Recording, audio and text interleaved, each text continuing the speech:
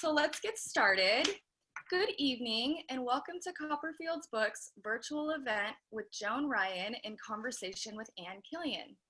My name is Jamie Madsen and I'm the Marketing and Events Coordinator here at Copperfield's Books, and I'll also be your host for the evening. Copperfield's Books has been committed to literature, education, and creating community together since our founding in 1981. We're thrilled to be offering these free online events to keep our community connected while we're still forced to be separated. As COVID-19 continues to endanger the future of independent bookstores like us, you can show your support for Copperfield's and help keep us alive by purchasing a book through our online store. We thank you for your continued support. And I'm also thrilled to announce that all 9 of our stores are now open for inside service and curbside pickup every day from 10 a.m. to 5 p.m. So just a couple of housekeeping items before I introduce tonight's authors. 1, we will be using the chat box to provide you links to view upcoming Copperfield's events, links for purchasing Joan's latest title, as well as previous works by both Joan and Anne, and we'll also include my contact details for post-event questions and information. Additionally, the Q&A box will be your go-to tonight with any comments or questions for these authors. The format for the event will feature 30 to 45 minutes of in-conversation speaking and will be followed by a live Q&A. We will try to get to as many of your questions as we can, as your feedback is always welcome. If you look at the bottom of your Zoom screen, you will see an icon that says Q&A. Please submit your questions here rather than replying to my posts, as this will be much more convenient for the Q&A portion. And without further ado, I'd love to introduce tonight's authors. Joan Ryan is an award-winning journalist and the author of 4 books. Her groundbreaking book, Little Girls in Pretty Boxes, was named one of the top 100 sports books of all time by Sports Illustrated and one of the top 50 sports books of all time by The Guardian. Throughout her career, Ryan has been awarded 13 Associated Press Sports Editors Awards, the National Headliner Award, the Women's Sports Foundation's Journalism Award, and the Fabulous Feminist Award from the San Francisco chapter of NOW. She is a founding trustee of Coaching Corps in Oakland, California, and the Association of Women in Sports Media. Since 2008, she has been a media consultant with the San Francisco Giants. In conversation with Joan tonight is Killion. Anne is a sports journalist and author who has covered American sports for more than a quarter of a century.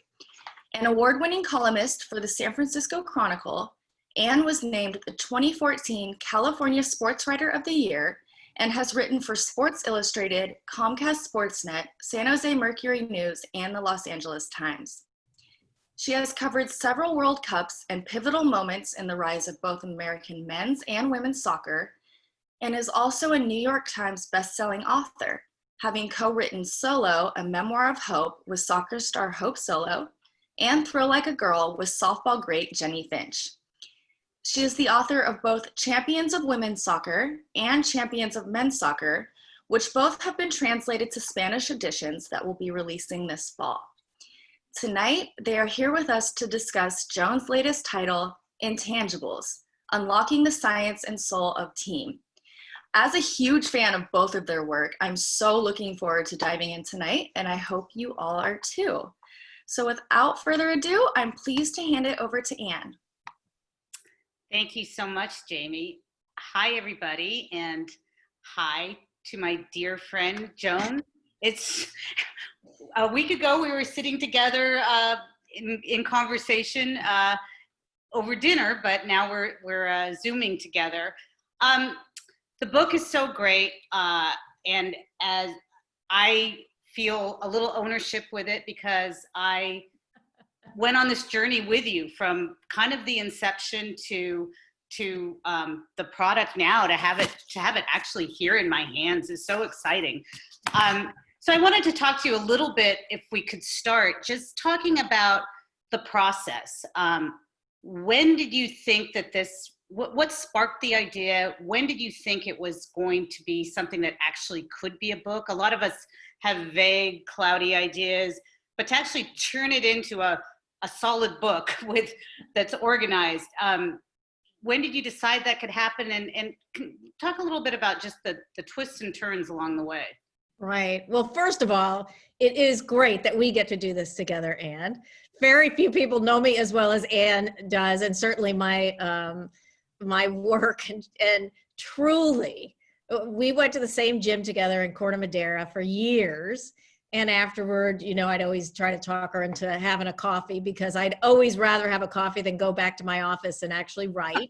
And she usually was on deadline and I wasn't. So I talk her into sitting and having coffee, and I, you know, complain and also tell her all these cool things that I was coming across and doing the research for the book. But anyway, it actually started in 2009, and it took me 10 years. I mean, I wrote a book with Benji Molina about his father and raising these 3 sons who were all catchers and made it to the major leagues. And so I did that during that, but I never stopped working on this book, which was, when I was working on it, I called it The Clubhouse. That was my working title, The Clubhouse. But anyway, I went to the 2009, the 20-year reunion of the 1989 Giants that won the pennant, played against the A's in the World Series, the Earthquake World Series. And so in 2009, I'm walking, by then I had left the Chronicle. I was a consultant with the Giants at that point. And I'm walking through that tent and catching up with those guys, because that 89 team is still my favorite team of all time. Even though I've been with the Giants through their 3 World Series, I loved that 89 team in part, and you remember them. You know, they were just this, as I call them, a junk drawer drumble of a team, you know, with all of these factions that really shouldn't work, and huge characters and funny guys and grumpy guys, and it shouldn't work. And they made it to the pennant, won the pennant. And now, and you could tell they loved each other, right? In that clubhouse, you'd walk in. And I'm walking through that 2009 reunion and listening to them talk to each other in their eyes. You know, you saw it in their eyes, you could hear it in their voice, that they still loved each other 20 years later. And this was about the time, you know, analytics was everything, you know, was really coming up, and with Moneyball and you know, having all of these Ivy League guys in the front office now. And I went home from that reunion, and I was thinking, okay, you know, that team definitely had something. And that something is the thing we generally just call team chemistry, even though nobody really quite knows what it is. So as I was driving home, I just got that bit in my teeth. It's like, well, is it actually a thing? Does it exist? And if it exists, what is it? And then how does it affect performance? Because if it doesn't affect performance, why are we even talking about it? Right. So I just started researching, and here I am, finally, it's done. At one point you thought about actually doing a book on that 1989 team, right? And then Yep. you broadened it out, and you did, I think, what is it, 200 interviews for the book, or over 200? Yeah, about 160 interviews, yeah. How did you stay, I mean, how many bends in the road and side streets did you go down? How did you organize your thoughts? How did you get 10 years of idea funneled into a book? Yeah, I mean, obviously it ended up in a book. I'm not sure I actually was ever able to get my arms around the whole thing because it was almost too big. But I'm glad you reminded. I always forget that this idea started out as a book about that. I wanted to write about that team. I just thought it's almost novelistic, that team. And that's what I wanted to write the book about. And then I thought, well, how can I make it, you know, timeless? Because like, who really cares about the 89 Giants, you know, like 20 years ago? And I thought, I could have said that to you over coffee one day. Yeah, I think you did. Many times. My husband told me all the time. And because I was thinking about team chemistry anyway, I started to say, well, let's just explore the whole concept of team chemistry through this one team. And then, of course, as my agent and I tried to sell it to publishers in New York, they're like, nobody cares about 1989 Giants. You just don't have enough here. So, and that was great advice. I will never admit it to Ian or my husband, but it was great advice. They were right. And then I took it into researching, going into neuroscience and evolutionary biology and organizational psychology. And that's when there was no end to my curiosity about it. I mean, I must have read 30 books and I don't know how many research papers. And, one, and Anne heard this for 10 years, one was more interesting than the next. And that's what really makes this book go, is the science of it. Mm-hmm. Even though there's great storytelling in the clubhouses, it's really understanding, like, how does team chemistry actually work physiologically and psychologically to elevate a team's performance. Right. Well, I got to go back for a second to that 1989 team that actually no one wanted to hear about. My boyfriend and I happened to be flipping around the TV channels last night, and lo and behold, there is Game 4 of the 1989 World Series. And knowing I was going to talk to you, I was like, oh, we got to let's stay and watch this. And I actually had gone to that game as a fan, and I remember they were down 8-0, and I actually left and went out because, we had parked like 3 miles away, in the windswept dirt lots of Candlestick. And, but we had a radio, and we kept hearing that team almost came back and tied that game. They lost it 8-6, and Kevin Mitchell just missed, like by that much, a home run that would have tied the game. But while watching, which just kind of goes to show, like, the guys who were on the field, except for Kevin Mitchell and Will Clark and Matt Williams, you mostly were going, who is that guy? I don't remember him on the roster. Who's that guy? Yet they rallied. They had this little rally and comeback, and you could kind of see that chemistry happening even in, what ended up being a World Series sweep and one of the strangest World Series ever. Oh, but I know. It was a junk drawer jumble of a team that didn't really have any business getting to a World Series. No. But what worked was, and I just remember always going into that clubhouse, and I was always, as a woman, and Anne obviously knows it, just so nervous ever going into a clubhouse. And you went into that clubhouse, and I always kind of felt at home there, because those guys, they were just this interesting group of guys. But what made them play well, what got them to the World Series and kept them still grinding, is what I discovered is really, so much at the core of team chemistry, which is 100% trust in each other inside and outside the clubhouse, because you had that group of what we called the God Squatters, and then you had the carousers and the drinkers, right? Mm-hmm. And they would, tease each other and go out, have some judgment about each other, but they were 100% committed to each other. And that's all built on trust. And if you're 100% committed to your teammates, and basically your purpose, you're committed to purpose, like in the military, it's like God and country. When you're out on the battlefield, it's about the guy next to you. That's what keeps you going and performing at a high level. And so for these guys, it's the same thing. Yes, you want to win a World Series. Yes, you want to make history. But what gets you motivated every day of a 162 game season and facing that juggernaut of the A's team is that your commitment to your teammates becomes your higher purpose. Right. And that was so true with that team. And it's really true, on a spectrum of every great team, almost every great team that I've seen or studied. Right. Well, you dedicate the book to one of our favorite human beings on earth, Mike Krukow, who was as you called him, he was kind of the essence of that team, and he was one of the leaders, and that team probably couldn't have been the same without someone like Mike. And he, I happened to do a column about the fact that you dedicated the book to him, which he was extremely touched by. And, he said he'll leave a conversation if someone says, there's no such thing as team chemistry, which of course, as sports writers, we have heard constantly throughout our careers. People downplay it. They say, you even bring this up. I can hear the talk radio guys saying it's not winning because you're not winning because you're having fun. You're having fun because you're winning. But there is such a thing. And so when someone like Mike Krukow, who is an expert on baseball, and he says, of course there's team chemistry. It's the very essence of what we do.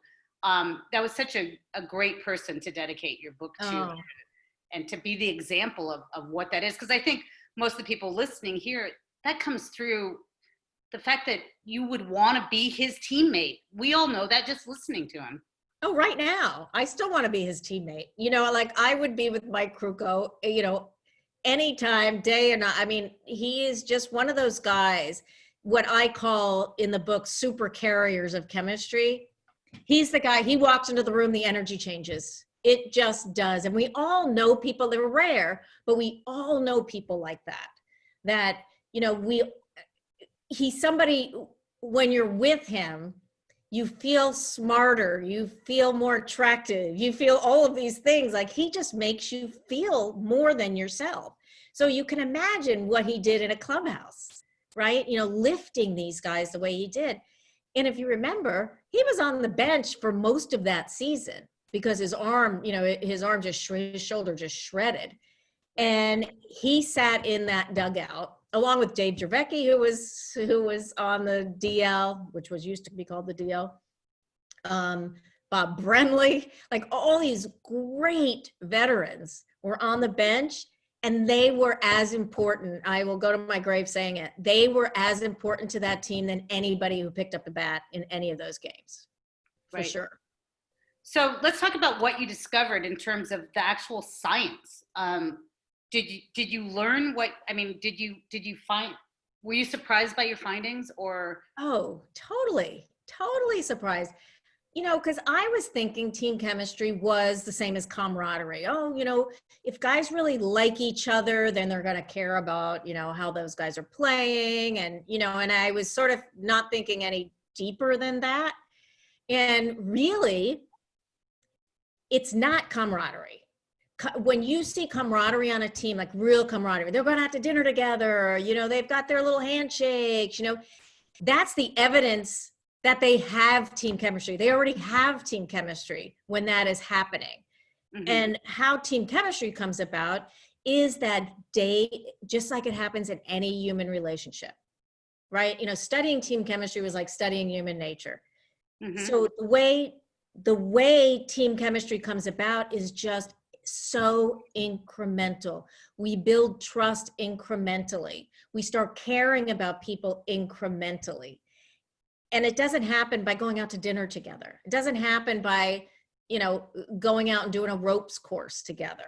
Mm-hmm. Yes, I think that probably helps something, but it doesn't have that kind of commitment, like in the military, that you need to have that team that is 100% resilient. When you're totally committed to each other and you have each other's back, you are resilient because you can fail and your team is still going to be there. So you're going to give everything you have.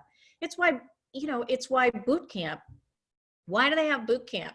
Why do they march in rows in boot camp? You're not going in a battle marching in rows anymore. It is so antiquated, yet they still do it.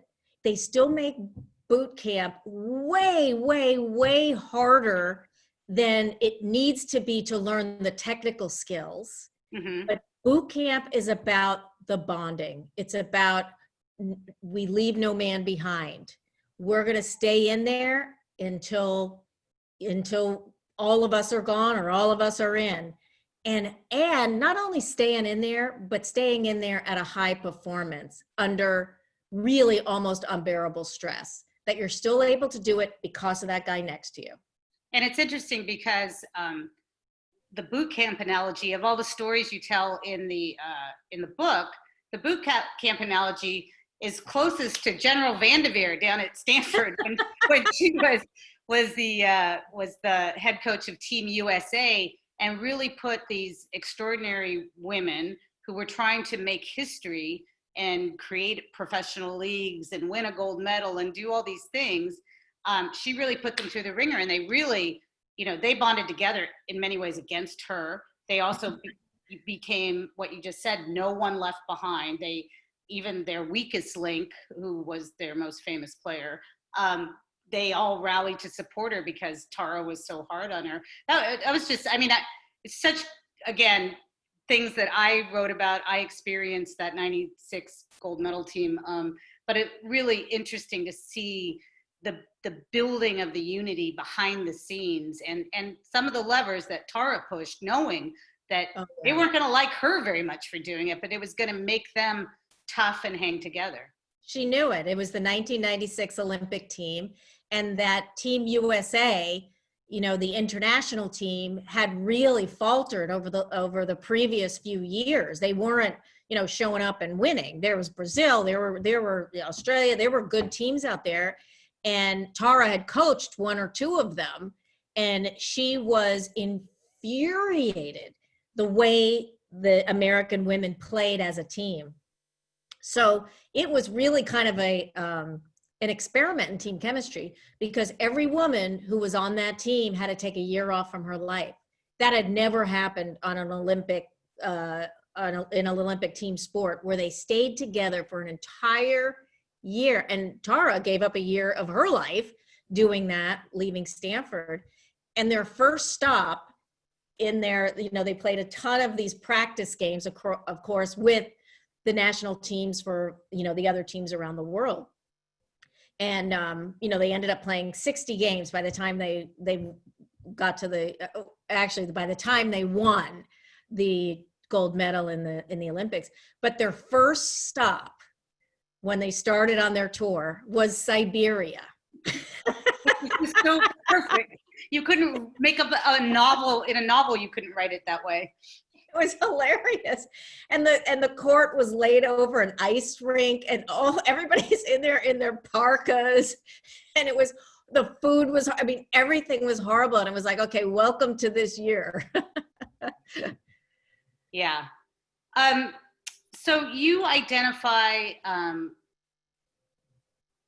well, you just talked about that camaraderie isn't team chemistry. And I think one of the things that I found most fascinating was that a team that I would have pegged as having very little camaraderie actually had some team chemistry, and that's the Barry Bonds Giants team. Bonds and Kent going at it. And you have a very long chapter on Barry Bonds. You may have spent more time sitting down and interviewing him than maybe anyone. He gave you a bunch of time, and as he points out at one point midway through your very long interview in Tiburon, that he was doing it for free and he didn't think that was fair. I guess he wanted you to pay him. Well, he was saying, he said, you know, I'm really helping you and I'm doing this for free. And I would have to reassure him, I know, and I really appreciate it. But going back to trust, you know, we talk about how trust is so key to all relationships. And you and I know this from all our years, is that, you know, talking to athletes, and especially like people who are super famous athletes and people are coming at them all the time and they have their defenses up. The biggest thing to getting, you know, a real story about them is to build trust. And it's not easy to do in the short time that we have with those athletes. And that's where, and this is taking us on another tangent, which I won't follow, but I do think being female, it's like the one facet where I think being female is an advantage in sports, because we're not as intimidating to a lot of these players when we try to crack through and ask more personal questions. But anyway, with Barry Bonds, you know, I was in those clubhouses as you were when he was at his height, and it was not pleasant. So when I'm, you know, laying out what I want in this book. Just to clarify, it wasn't that he wasn't just pleasant to us as reporters, because everyone thinks, you know, that's the issue, you guys just didn't like him. He was unpleasant to everyone, including his teammates. And he was unpleasant to the small people, you know, the people behind the scenes, the people who worked for the team, the people who did the little things, you know, that weren't making a whole ton of money. He was unpleasant to them as well as to his rich and famous teammates. I mean, across the board, unpleasant, equal opportunity. He was equal opportunity. You know who he was always great with, though? Everybody's kids.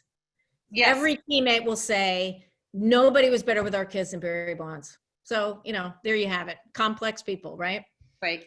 So when I was in those, so I saw everything that Anne is describing and more. And so I had my super carriers, like the Mike Krukos of the world. So who was going to be my, poster boy for the super disruptors who disrupt team chemistry? Barry Bonds was my guy. And so I set about to, interview his teammates and try to get an interview with him. And I started, whenever it was I started, he was down at spring training, and now he was working for the Giants too. So we were both, these kind of consultant people for the Giants. So I'd see him, and, at first he said, team chemistry, doesn't exist in sports. It exists in business. Okay. All right. And I said, well, I'm still interested in, what did the clubhouse and the team look like through your eyes? You didn't have time for that. Okay. So now, a year of this, of, catching him here or there in the dugout or in Murph's office outside the clubhouse, that, Mike Murphy, the clubhouse manager. And we'd have these short conversations, a bit by bit by bit, building this trust of, and most times I wasn't writing anything down. I wasn't recording. We were just having conversations. And we started to have kind of intimate family conversations too, because I have a kid who has severe learning disabilities, and he has a daughter who has learning disabilities. And Barry has been open about he had learning disabilities. So we would talk about those kinds of things. So then I finally realized, as I'm talking to all of his teammates and then really getting to know him, that he wasn't a super disruptor. He wasn't a clubhouse cancer. Mm-hmm. One reason was only your teammates can decide if you're a clubhouse cancer, and they say he wasn't. So that's number one. And number two, he's like the Steve Jobs of baseball, meaning he really is a savant when it comes to hitting. Like, he sees things on the field, in the pitcher. He can predict the next 3 pitches a pitcher's going to throw. He'll sit on the dugout. Oh, that guy's going to throw into these, and he'd be right. His brain, he was really a genius when it came to that. And geniuses, literal geniuses in their narrow little field, and that's usually what geniuses are. You have that one thing you're a genius about, are very complex and often not very pleasant. Right. Because they know everything about that thing. And anybody asks them a question that he thinks is stupid. And I'm sure most of our questions in his mind were stupid, because he knows so much. He explains that. Why are you asking me about the World Series? Yeah. And he didn't have social skills, at all. He didn't know how to relate to people. And so I thought, okay, why didn't he disrupt that team? Because he was on his own island of misfit toys, right? Mm-hmm. And everybody knew that. And he contributed so much to the end result. He helped them win more than any single player on that team, and he would be the same on any team, that all the rest of the players created their own chemistry and let Barry be Barry. And it's a really interesting character study on our assumptions about the effective people and what they actually are. Right. And the also very interesting is the other component of those teams that succeeded that Barry was on, which is Jeff Kent, who was in his own way just as what you would assume would be a super disruptor presence as Barry Bonds.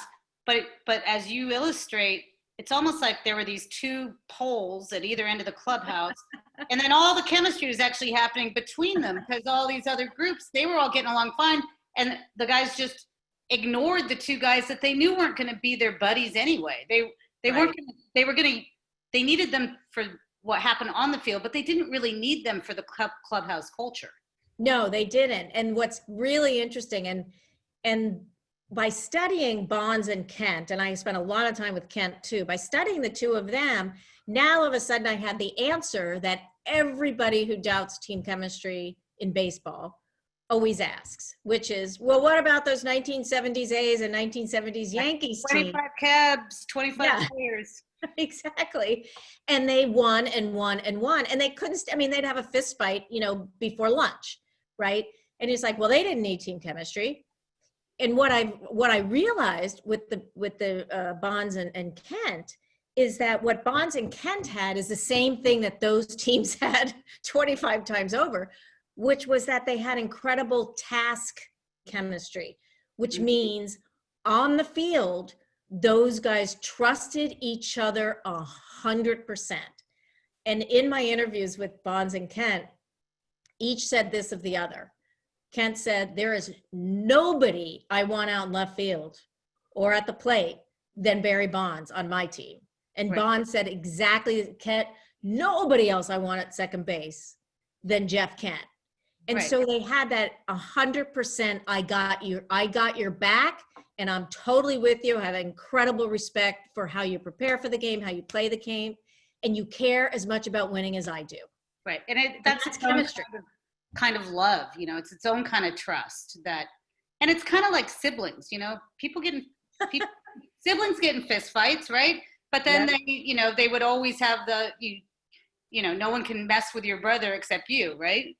Right. And you also prove something to each other, and part of hazing or teasing, a lot of that happens, especially in male team sports, is you're testing each other. It's like, first of all, how much are you going to take from me before you stand up? And how much are you going to take for the team? How much can you absorb and understand that if we don't do this to you, it means we don't trust you. Right. It means we know you can't deal with it. But if you deal with it and you come back at us, and you go with it, okay, you're in the club. You're one of us. We got it. And so there is a place for, not for hazing where you make people drink until they die or whatever, but a certain amount of, you got to earn your spot. You got to earn our respect. Right. Like the kangaroo court kind of things. Like you have the great story about Mitch being fined for some hilarious things that you list in the book, and he laughed as much as, and they weren't sure how he was going to react, and he loved it. He laughed. He got fined, and if anybody remembers Kevin Mitchell, he would wear every kind of leather and the gold chains, and he had gold teeth, and he was Mr. Cool, and so he got fined for putting 17 species on the endangered list with one outfit. That was awesome. So, Joan, while you were writing this book, the very long time that you were writing it and researching it, you came to this with the '89 team. But while you were writing it and working for the Giants at the same time, 3 teams won World Series, and I would argue that all of those teams had amazing chemistry. I think we could debate here which one had the best chemistry. I'm going to say 2012. That's my favorite team in terms of battling back in all those series when they were down. But let's talk a little bit about Aubrey Huff, because I don't know if you noticed, Aubrey Huff's in the news a lot these days. Oh my God. And he is such because, of course there are the Johnny Gomes and the Mike Krupkos and the Jake Peavies and the staffs that come, like, you can just spot those guys coming, like they're going to make you feel good. But then you've got a guy that has never made anyone feel particularly good about themselves. So what happened with Aubrey Huff in the 2010 season with the Giants, and why did that work? So just to give people who either didn't follow that team or whatever, but so in 2010, a new player shows up. Giants have never won a World Series in San Francisco up until that time. Mostly young players. You had Lincecum, you had Matt Cain, you had some really cool young players, but nobody had really proven themselves. Buster Posey, they hadn't proven themselves. So Giants were looking for, outfielder / first baseman that had a decent bat. Transaction after transaction fell through. So they end up with this guy named Aubrey Huff, kind of taking him off the scrap heap. He had gone from, Tampa to Baltimore, somebody, And he was that guy who did perform.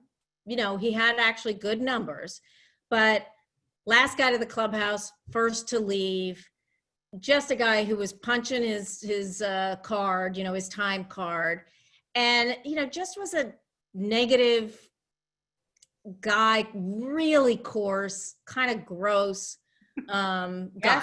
Yes. Yeah, alcoholic perhaps, whatever. So the Giants take him on. He shows up for a 1-year contract, and he shows up in the clubhouse at spring training, and it starts there because he walks in, and now these young rookies, a lot of rookies and young players, they don't really know anything about him, and they're just good guys, one after another, good guys. He walks in, and he had just totally screwed up in Baltimore. He said some horrible things about Baltimore on a Baltimore radio station after he had like 18 beers. And so he knew his reputation was going to precede him. So he's like, okay, he was Huff Daddy. He had this other persona, because he was so insecure, he'd have this other, so he was Huff Daddy, kind of swaggering into the clubhouse and thinking, okay, I'm bracing myself for what's going to come. And, Matt Cain comes over to him and said, hey, I'm Matt Cain. It's great to see you. Hope you're blah, blah, blah. And then Tim Lincecum shows up. Hey, I'm Tim Lincecum. Hey, great. I'm so glad you're here. Blah, blah, blah, blah. And he doesn't know what hit him, Aubrey Huff, right? And they, as the season progresses, they see him as this veteran because he's very charismatic. As this veteran, and he's funny he's clubhouse funny. Clubhouse funny, yeah. Don't ever brush your teeth after you read this book. Exactly. He's kind of clubhouse funny. And so everybody would be laughing, and he did have this effect on that clubhouse that kind of, because some of the older veterans were gone who were a little bit persnickety about how the young players ought to behave. Yes. And Huff was who behaved worse than anybody could behave.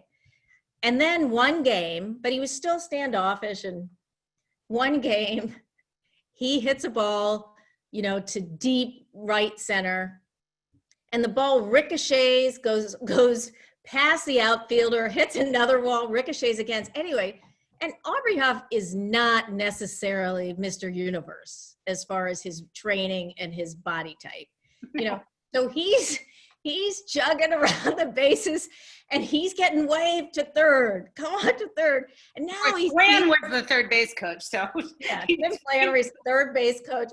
And now, Aubrey Huff is flushed. His face is like, and he goes around, and as Kruko will say, he went around third base like a runaway beer truck and slides into home ahead of the throw. And he has the most unlikely inside the park home run. He comes back to the dugout, and he gets a reception like he has never seen in his life. That team went crazy for him. And Panda, Pablo Sandoval, has a towel. He's wiping up. Somebody's giving him water. They're all laughing. And then in the clubhouse afterward, of course, that highlight was shown over and over again on ESPN that night because it was so unlikely. And he's just running. So funny. And nobody laughed at it harder than he did, because all his teammates were making fun of him. And that was a moment where he felt so much a part of a team that he had never felt before. Mm-hmm. And he literally lived up for that season to the he became what they thought he was for that one season, and never again. Never again. Never again. It was just that combination of players and time in his career. And his great friend Pat Burrell was then also pulled off the scrap heap to come in, and he actually was a legitimate leader. Star. Who as a partnership, they really made a big impact on that team. As much as I didn't want to believe it, because I wasn't a big fan of Aubrey Huff, I didn't want to believe this guy could be the leader of that amazing team, and he was. Well, let's not forget that in May, also there's this kid who shows up on that team named Buster Posey, who came out of the womb as a leader. So that team had it was such interesting chemistry, and it all kind of gelled together at the end of the season. And then, pitching wins championships, and they had amazing pitching. The 2012 team was more settled, and it kind of had good chemistry that they had to then rely on when things got really bad in the postseason. Another thing that happened during your writing of this book was kind of the opposite, which was not a team that you were working for, but it was very interesting to me that you talk about the Oakland A's in 2014, which I think any A's fan, it still kind of rips at their heart, because that was a team management deliberately imploding what was fabulous chemistry by making one of those trades when they traded Cespedes for John Lester, and they thought they were making the right move, like, getting another arm that'll get them further, and it just destroyed the momentum of that team. So it's such a fragile thing. You can't really even add to team chemistry. You've got to be so careful if you have it. And so Billy didn't talk to you, right? But Billy Bean wouldn't talk to me about this book, even though I've known him forever, and I still, really like Billy Bean, but no. But I would imagine Billy Bean, because he's such an analytics guy, is a little fuzzy on the, like I would bet that I would love to know what he thinks of the book. Let's put it that way. Yeah, I mean, I would hope that he might read it. I don't know that he would. But it's interesting that the book has won over some really hardcore analytics guys, because guess what? Two things can be true at one time, right? You can, and I don't like to use the word believe in team chemistry. It's like, I believe in gravity, or I believe that the earth is round, like you're just recognizing it. You're coming I believe around. Face masks can help. Yes, exactly. I know that face masks can help. So it's like just recognizing what is actually true. So team chemistry is real, and it has an impact on performance, and analytics is real and has an impact. Like, why can't people recognize that both are true and have impact? Right. It's clear to me. I'm going to say just right now, if anyone has any questions that they would like us to ask, go to the Q&A and ask your question, because I think we have about 15 minutes left. But on that point of both things are true, you have a great example of how the beauty of how they can come together, which is Steve Kerr breaking down the analytics behind what teams do when they have, how many passes was it? I think 300 for them. That was the magic number, 300 passes per game. And how so that's an analytic, right? And so he's trying to get them up to that. But then that analytic creates team chemistry, because suddenly everyone's feeling great because their teammate is looking for them, and it's not a selfish game anymore, and everyone's working together in unison. So they should go hand in hand. Right. And that's in that book, in that chapter, because that's the perfect example of the synthesis.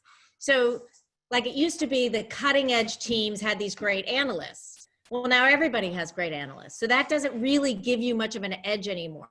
So I do think the teams like the Warriors and Steve Kerr and Bob Myers, who understand team chemistry, that those are the teams that are the cutting edge now, because now you've gotten, you're maximizing your talent in every way you can maximize your talent. Now, and bringing up talent, just to be clear, team chemistry can't manufacture talent. It can only amplify the talent, get the most out of the talent you do have. So you still may not win with team chemistry because you don't have the talent, but you will be performing at the absolute highest level that your team can perform. Right. Well, Mike Kruko, when I talked to him about the book dedication, he said on almost every team, the percentages are kind of 5% are fantastic talent. 20 or 25% are guys who are just trying to hang on. Like, how did I even get here in the major leagues? I'm past my prime. I haven't hit my prime. I may never have a prime. And so the other 70% are kind of the same. So how do these teams differ? And he says it's team chemistry. And I, when you were defining it, I think Jake Peavy had my favorite quote when he said, where is the Peavy quote? Well, let me set up the Peavy quote first. So Jake Peavy was a Cy Young pitcher, and he pitched for the Giants in his last few years. When, my theory was that team chemistry lifts performance. So, and helps people, get to their highest level. So I said to Jake Peavy when I was talking to him, I said, Jake, you're already at 100%. Like if you watch Jake Peavy on the mound, he's the snorter and the stomper and he's yelling at himself. I mean, he is 100%. You just see it. I said, why would team chemistry matter to you at all? Because you can't actually give more than 100%. And do you have his quote there now? Or you want me to give it? I can give it. Your teammates bring out a fight in you that you can't willingly summon for yourself. When he said that, I was blown away. It was the most profound thing I'd ever heard about team chemistry, because it totally crystallizes what is actually happening out there. And the book has all the physiological reasons why that is actually happening. But he recognized as a player that that's what his teammates were doing. They were summoning this extra thing that he can't summon for himself. And that's true of all humans. I mean, we are open loop creatures that only other people can complete that loop for us. Right. And that's another fascinating thing to me. I forgot which scientist you were talking to, but there is no real, you are only defined by who you are talking to. There is no defined you. It is who you're in. And it made me think of, you and me when we get together with Robin Carr and Susan Slusser and Michelle Smith for our Sports Chicks nights. We are all a particular you in that setting, as opposed to then when we go home to our significant others, or when we go home to our kids and be the mom.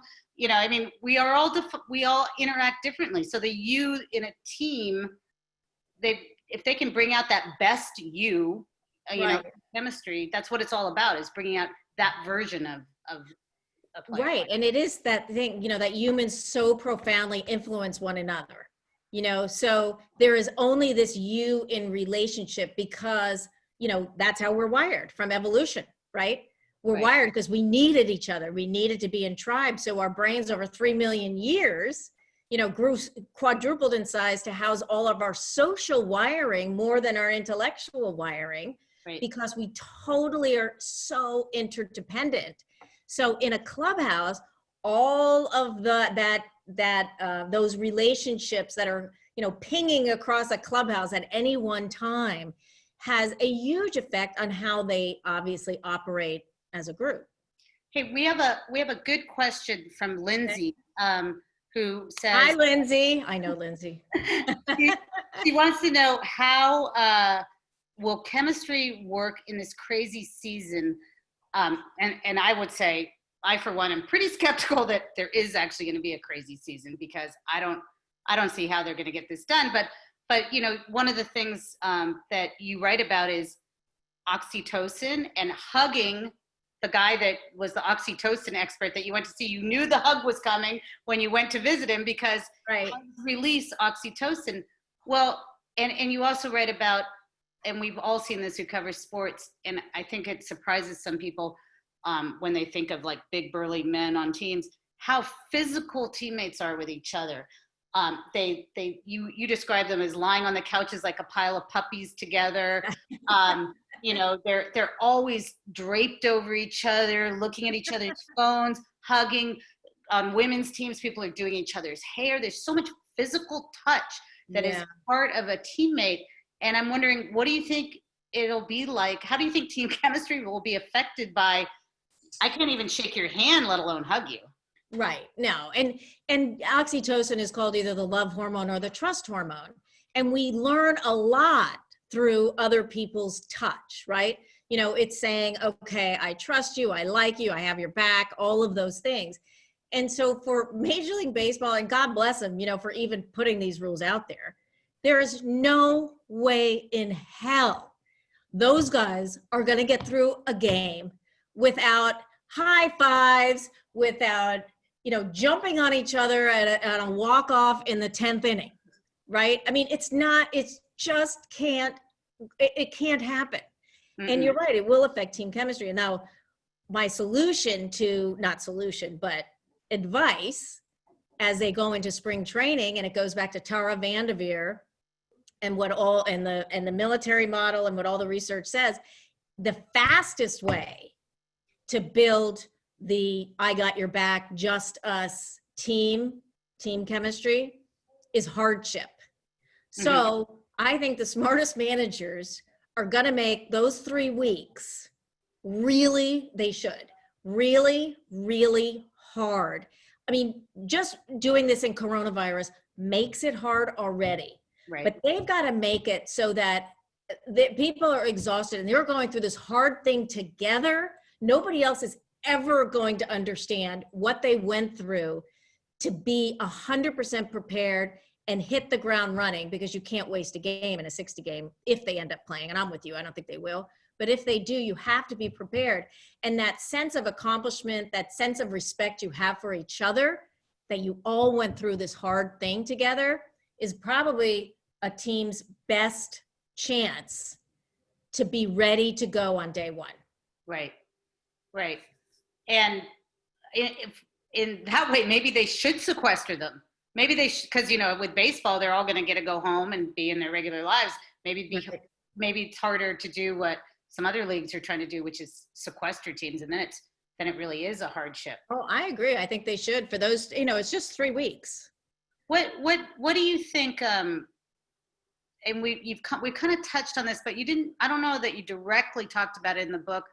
What is a leader's role in team chemistry? Because one of the reasons those Barry Bonds, Jeff Kent teams worked in my mind was always Dusty Baker, because he didn't try to, damn it, you've got to be out there for the stretch, or he understood everyone has to have their own kind of rules. Steve Kerr is obviously a master at figuring out how to bring guys together, and he does all sorts of different things. I think Bochy was super underrated in that, in terms of just, how much does whoever is in charge have to do with team chemistry, and can a coach or manager ruin team chemistry?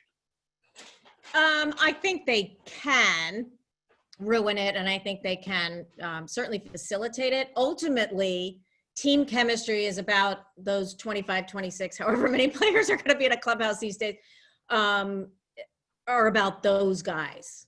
The manager or the coach has impact of helping to create the culture in which team chemistry can thrive, but you have to have leaders in the clubhouse. It doesn't work unless you have the leaders in the clubhouse that really understand and report back to the manager and just say, hey, you need to step in here. This is what's happening. And I'm seeing it on the ground, right? I'm seeing it before it becomes an issue.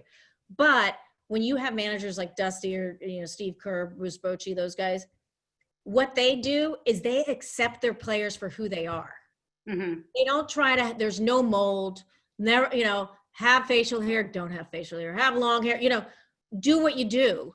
And what some football, I think it was Ron Rivera said this, he said, it almost doesn't matter who our players are, it's who our players are to us, right? How are they serving us? What role are they playing to us? And because they're one of ours, as you said, it's like a sibling, we always have their back. And so that's what's most important, is that every single player is accepted. And Aubrey Huff, those guys actually accepted Aubrey Huff. Mm-hmm. And very few teams did. Right. And Kevin Mitchell in the 89, he was totally accepted, even though he was, so out of the mold. Right. Well, both the Mets and the Padres had wanted to get rid of Mitch. I mean, he was a troublemaker, right? He was, right. Yeah. And on that team, he was unbelievable. And he's still Boogie Bear. You know, he got the nickname Boogie Bear. You know, the guy looks like he's right out of Compton, you know, whatever, you know, and he was Boogie Bear because they saw that loving interior. Great. I mean, it was great. So I think we're almost at the end. If anyone does have questions, we can do a couple more, but Q&A's coming in. People don't know. Are you seeing these, Anne? Have you clicked on? Oh, she said, oh, okay, please repeat the Jake Peavy quote. Okay, I'm going to repeat it. Okay. Your teammates bring out a fight in you that you can't willingly summon for yourself. Great quote. Yep. It says everything. All right, and here's and to bring it back a little bit to the current time. I love while you're talking to Steve Kerr during last season. Was it last season? Yeah. It was sometime during you were in early 2019 when you're talking to him, and you're talking to him about your different types, which I don't know if we want to go through your you can just say what they are, but I won't explain each one of them. Yeah, the 6 types are the spark plug, the sage, the kid, the enforcer, the buddy, the warrior, and the jester. And Steve said that basically Steph was all of those combined into one person. And it's so great that at the end of, throughout your interview with him, like Steph is sitting there just shooting it with some guys long after practice, you know, with guys who basically are, you know, not really going to make the team. Scrubs. They're the scrubs. The scrubs. And I mean, he really, but Steve says that all the time. Steph is the rare bird. Like, he comes along and he makes everyone, he is the super carrier times a million. Like, times a million. Because he has the skill too. He makes everyone feel good. Nobody works harder. He's so wise. He's humble. He's a fierce competitor. And so he sets the tone, obviously, for that team. And he fills every one of those archetypes. Right. It's amazing. Yeah. It's you know, Lindsay has another really good question. She says, the Giants tap into their legacy so effectively. How does that impact chemistry? And I will say that they do it. You know, one of the things we're going to miss this year is the 10-year anniversary of the, I can't imagine that they're going to have it because they're not going to have fans in the stands of the 2010 World Series team. But they really do. They've always, at least under the ever since McGowan and Bear took over the team in the 90s, they, you know, have really talked about their history and made, how do you think that understanding that you're a part of something bigger impacts team chemistry? Yeah, I don't know if I'd have to really think about that. I don't know if it impacts team chemistry. I do think it impacts, that connection that you have to these incredible, iconic players that came before you, that you are part of something larger. So maybe, you know, you're a little prouder, you know, to be there. Maybe you behave a little bit more different, you know, you behave different because of that. Right. So I think it does impact it in that way. One thing I do want to mention to everyone who's listening, you know, I know it's really easy to order your book from Amazon, and I order stuff from Amazon because it is easy, but I always order my books from my local bookstore. And Copperfields, we want Copperfields to keep their doors open, to last beyond this pandemic. So if you can go to their website and order the book from their website, that would be phenomenal. And if you do order from Copperfields, I will go up to Copperfields in Novato and I'll inscribe the book to you. So you need to, there'll be an email that'll go out and explain this to you. But, you know, if you just tell them what you want inscribed on your book, I will go up there and sign every book for anyone who buys it through Copperfields. Yay, support your local bookstores now more than ever. And what would we have done without books in the pandemic, right? Yeah. Oh God, exactly. Exactly. Well, thanks everybody for joining us. Jamie, you coming back in here with us? Jamie. Yes, I am. I am just reveling in your stories and I'm so fascinated by it. Thank you both for taking the time to speak with us tonight about Intangibles. And Joan, it's so kind of you to offer to sign the books. Everyone, I will be sending out an email with further details on this, but if you do happen to purchase it over the weekend, just send me an email. I put it in the chat. It's jmadsen@copperbook.com. And, let me know who you want it to, be to and the spelling of that person's name. If it's to you, who to personalize it to. And we will get that underway. And we appreciate the support of everyone. So thank you all for attending. It's been a great evening. And I hope you guys have a really nice weekend. And thanks, Anne. This was fabulous. Nobody else I'd rather be in conversation with. That was Thanks, fun. Jamie. Good night. Good night.